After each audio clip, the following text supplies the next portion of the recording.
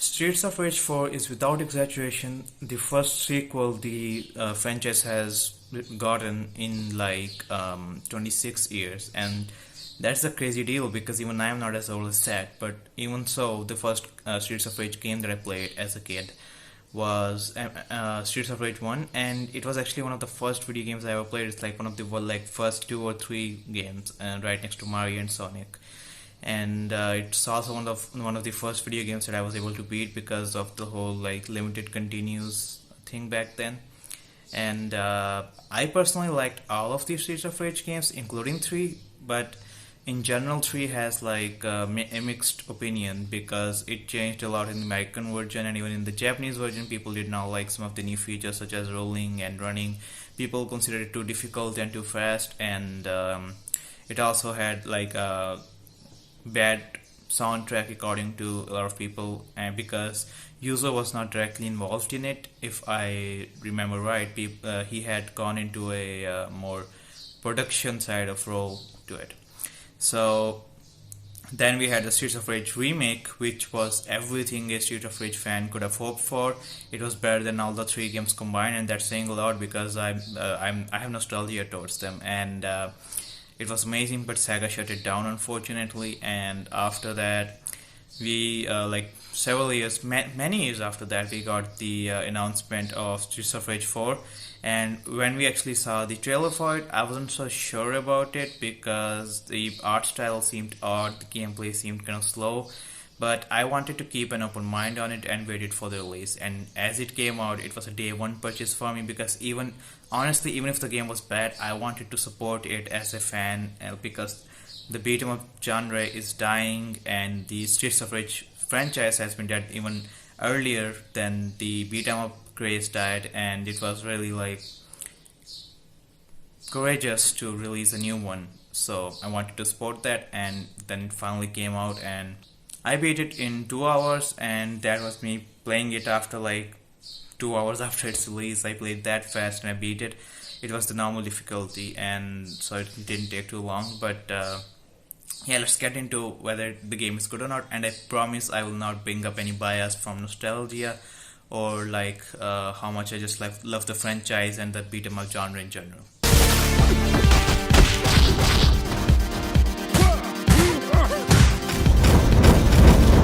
So the first critique that most people had for the game was the visuals, and I have to say the game is one of the most beautiful and well animated 2D video games that I have ever played. It looked weird from the trailer, but when you actually go into the game, it's gorgeous, and it does not affect the speed at all. The speed of the game is really good, and the problem with people had with Streets of Rage 3 being too fast is addressed in the way that different characters have different attributes related to it. Adam has this dash that substitutes for running. Blaze does not run, but she walks quite fast.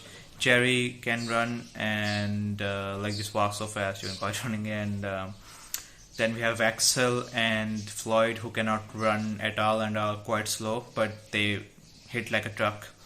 And every character has multiple moves. You can do combos now because one of my problems with the earlier games were that if you beat an enemy and he only has one bit of health left, you would have to wait for them to get back up to beat them. That issue is gone this time, as you can both hit enemies as they are down with certain moves and juggle them in the air once they bounce back after hit from a wall, or you just start attacking them. So that was a much welcome addition. So, and you can do crazy combos now, and every character has 2 special moves as per the usual. There's special star moves that make up for the lack of the old police car thing from the first game. And yeah, the game is really insane in this. It's so varied and has so much variation, and if the main cast wasn't enough for you, you can unlock every single playable character besides Rue in the entire franchise so far. They have the classic sprites and the classic moves, and with the addition that if you're playing the first sprites from the first game, they will have the police backup as a star move because they lack the super moves from Streets of Rage 2 and Streets of Rage 3. And there's like that, I think it makes up like total 17 playable characters, which is insane and adds a lot of replayability.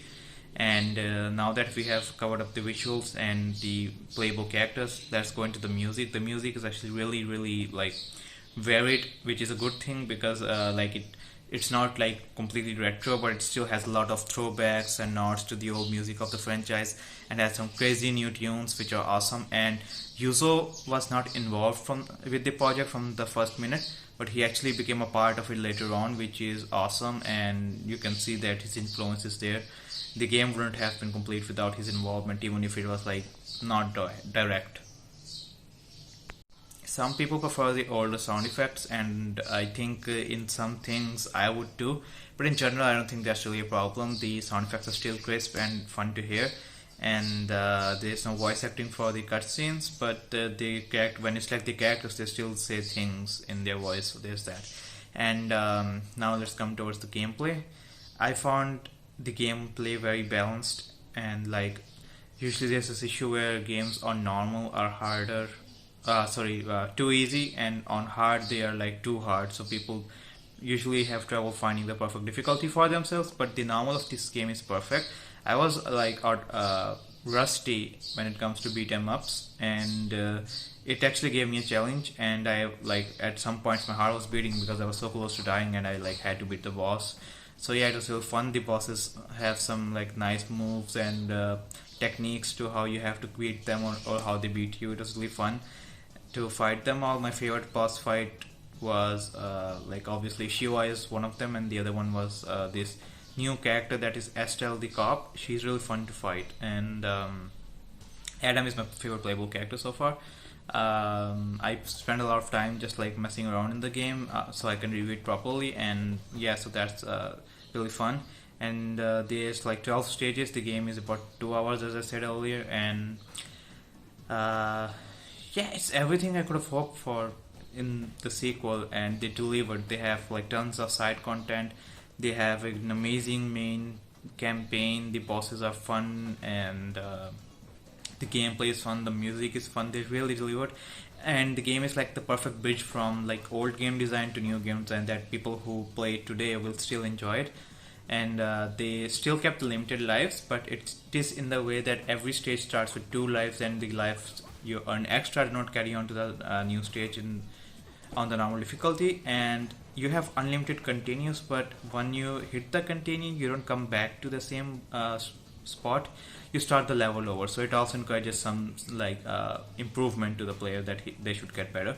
And yeah, so I would recommend this game. Like in some countries it's even cheaper than it should be, and in other countries $30 is, I would say, a fair price for it, because it also has like you can play 4-player local, 2-player online. There's the battle mode, there's the boss rush mode, and all of them go online as well. But some people might find the game a little less replayable if they are not fans of beat 'em up, so $30 in their countries might be a bit much. So now that I have mentioned all of the things I like about the game, I will say some things you could have done better in my opinion. The final boss fight is fun, but I would have preferred something that felt a bit more personal, or like, I don't know, explosive, so to speak.